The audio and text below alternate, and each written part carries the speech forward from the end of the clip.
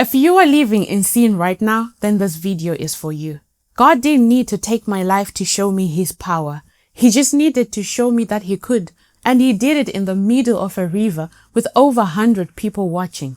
Hi, I'm Tadana and welcome back to my channel. And this is part 3 of my testimony.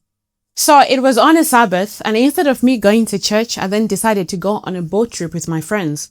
And my friends started teasing me. Is it not Sabbath today? Are you not supposed to be in church? And the way I responded, it wasn't innocent. Honestly, it wasn't confusion. I said it with pride, like I wanted to prove something. So I turned to them and I said, whose Sabbath is it? Is it mine to keep? And everyone laughed. But in that moment, I wasn't joking. I was mocking. I was mocking and reducing something sacred like it meant nothing. I said it like someone who thought nothing could touch me. I was untouchable, like I could just disrespect God and just walk away from it. The kind of pride that says, you know what? Nothing is going to happen to me today. So there were over 100 people on that boat, and we were far from land in the middle of a river.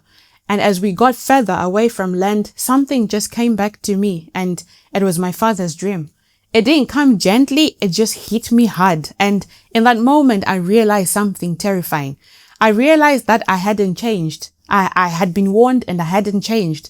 I was told if I didn't change, God was going to remove the hedge of protection over my life. And now I was out there in the middle of a river. So I looked up in the sky and suddenly everything around me faded. The music that was playing, it went silent in my ears, and the voices around me, they just disappeared. People were still there, but I couldn't hear them anymore. I just felt like I had stepped into another world, and it was just me and my God. And in that moment, I saw myself clearly.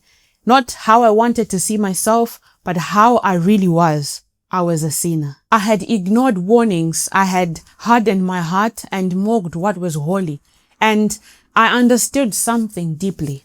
I was only alive because God was still being merciful to me.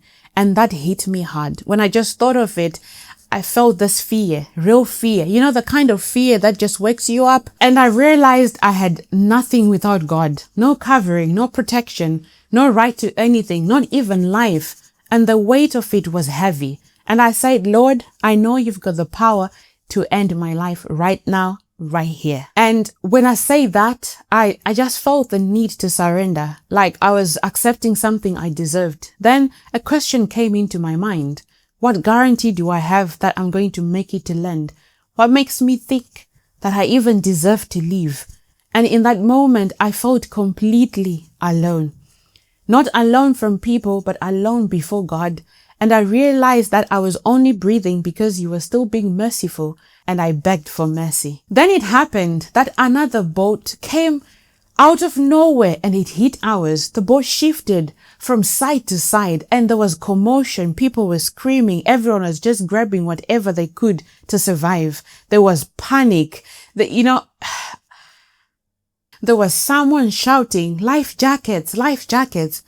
But I didn't panic because just before that, I had already spoken to God. I told him, I know. I haven't changed and I know you can end my life right here.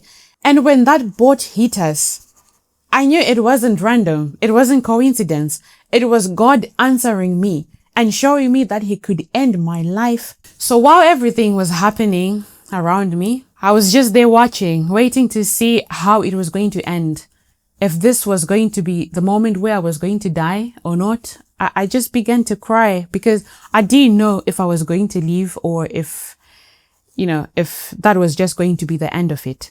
And from that moment, I understood something. This is for you who think you're getting away with sin because no one knows. You think it's hidden. You think it's private. You think there are no consequences to your sins.